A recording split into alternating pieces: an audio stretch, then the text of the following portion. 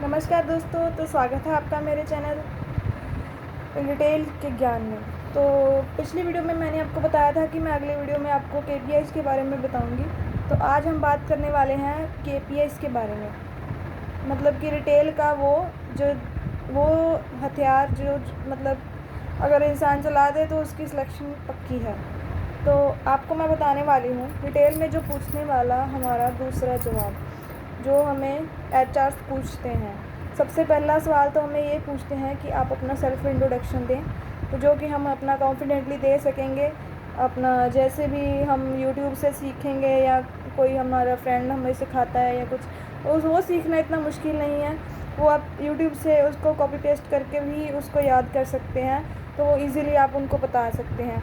तो दूसरा जो हमारा हथियार है वो है केपीआईज़। इसको सीखने के लिए आपको इजी वे चाहिए, जो आपको मैं बताऊंगी। मैंने भी इसी वे से सीखा था, तो मुझे आज तक नहीं भूला ये। तो आपको भी मैं इस तरह से सिखाऊंगी कि आपको भी ये चीज़ कभी ना भूले और आपकी पूरी ज़िंदगी ये चीज़ आपको याद रहे और आपके काम आती रहे। तो दोस्तों आ जाइए, हम अब बात करते हैं केपीआईज़ के बारे में। तो केपीआई का जो फुल फॉर्म होता है वो क्या होता है, वो मैं आपको बताती हूँ। केपीआई मीन्स के फॉर कीज़ परफॉर्मेंस इंडिकेटर। की परफॉर्मेंस इंडिकेटर, इस नाम से आपको क्या मतलब फ़ील हो रहा है? जैसे कि की मीन्स चाबी, परफॉर्मेंस मीन्स जो चीज़ हम परफॉर्म करते हैं, और इंडिकेटर मीन्स लाइन दे। जैसे इंडिकेटर चलाते हैं ना हम अपना उसमें गाड़ी में, इंडिकेटर देते हैं ना सामने वाले को कि हाँ इधर से गाड़ी आने वाली है, तो मैंने ये इंडिकेटर दे दिया है तो इधर से मत आना। इसी का मतलब आपको डिटेल में समझना है। जैसे कि परफॉर्मेंस इंडिकेटर मतलब इसमें परफॉर्मेंस आ जाती है आपकी सारी जो चीज़ आप परफॉर्म करते हैं। जैसे कि आप सेल करते हैं, कैसे आप कस्टमर कन्वर्ट करते हैं और कितने बिल बनाते हैं और एक बिल में कितनी चीज़ें बेचते हैं, ये सब जो चीज़ें होती हैं मोटा मोटा मैं आपको बता रही हूँ। तो अगली वीडियो में हम अब इसके बारे में डिटेल में बात करेंगे। तो अभी आपको मोटा मोटा बता रही हूँ ताकि आपके माइंड में बैठ जाए। तो की परफॉर्मेंस इंडिकेटर में ये चीज़ें आ जाती हैं, और इसमें जो है मेन जो चीज़ें होती हैं, इसकी 5 चीज़ें होती हैं। तो उनको मैं बताने वाली हूँ आपको।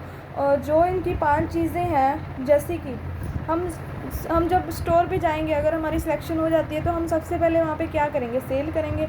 तो सबसे पहला हमारा जो केपीआई होता है वो होती है सेल। सेल हमें करनी है स्टोर पे।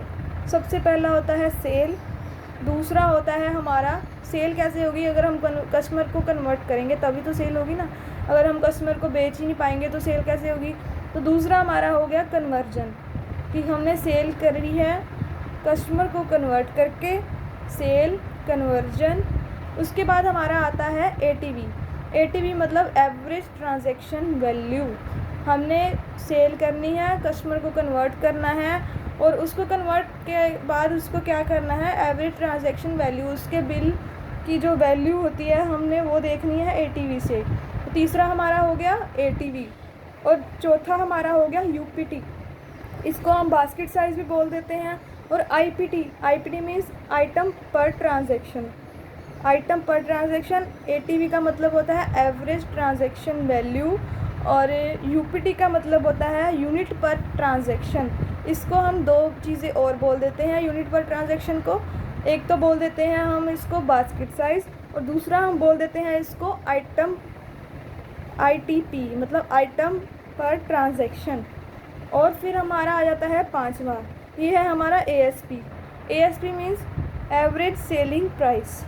हमारी जो सेलिंग हो रही है उस कौन से प्राइस में जा रही है, हमारी सेलिंग कितने प्राइस में जा रही है, इसका आपको मतलब आगे समझ आएगा। पहले आप इनके नाम याद रख लेना।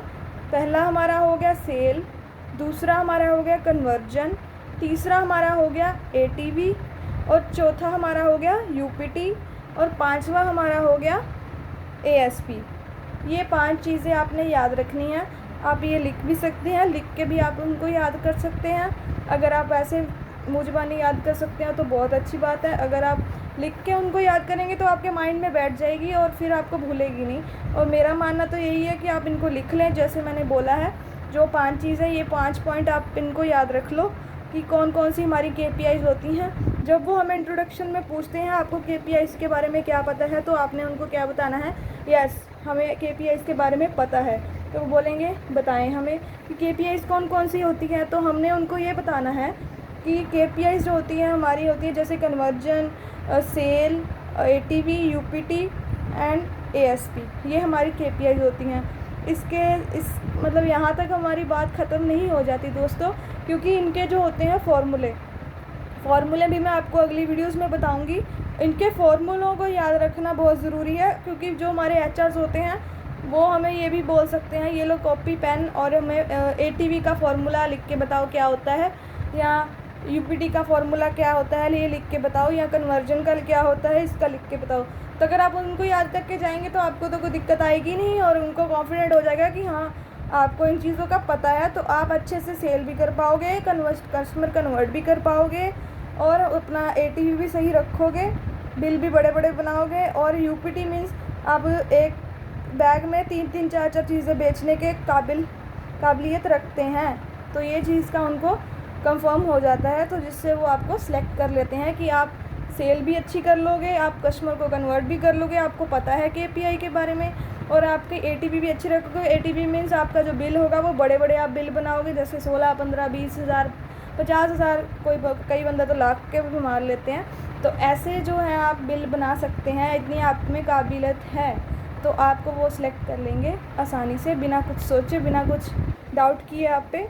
तो आप टेंशन मत लो कि आप फ्रेशर हो। अगर आप ये चीज़ें उनको बता देंगे तो आपको फ्रेशर कोई भी नहीं कह पाएगा।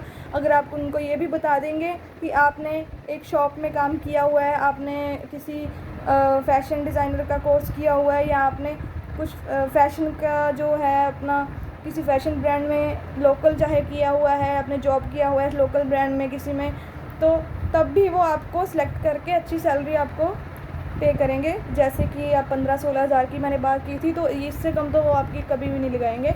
जैसे कुछ लोग होते हैं जिनमें पोटेंशियल बहुत होती है काम करने की, बट उनको फ्रेशर की वजह से उनकी जो सैलरी है 10-12 हज़ार तक रह जाती है, जो कि उनको बहुत डीमोटिवेट कर देती है।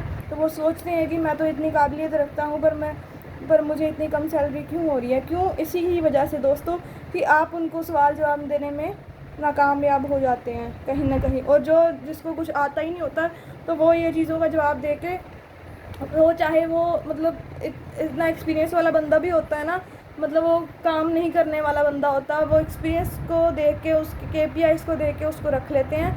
वो ये नहीं देखते कि जो फ्रेशर बंदा है उसकी काबिलियत कितनी है, तो उसको क्यों ना हम रख लें, क्योंकि उसको जो सवाल वो उनको पूछते हैं वो उनका जवाब नहीं दे पाता। इसकी वजह से उनका जो होता है थोड़ा लॉस हो जाता है, थोड़ा नहीं मतलब बहुत ज़्यादा लॉस होता है। क्योंकि आजकल मुझे पता है जॉब्स ढूंढना बहुत मुश्किल होता है एक इंसान के लिए, ख़ास करके उसके लिए जिसके सिर पे बहुत सारी रिस्पॉन्सिबिलिटीज़ होती हैं, तो उसको जॉब की कितनी नीड होती है आई नो, और उसकी जॉब उसके लिए बहुत मैटर करती है। तो मैं चाहती हूँ कि आपकी हेल्प हो, ताकि आपकी जो जॉब सिलेक्शन है आपकी पक्की हो जाए।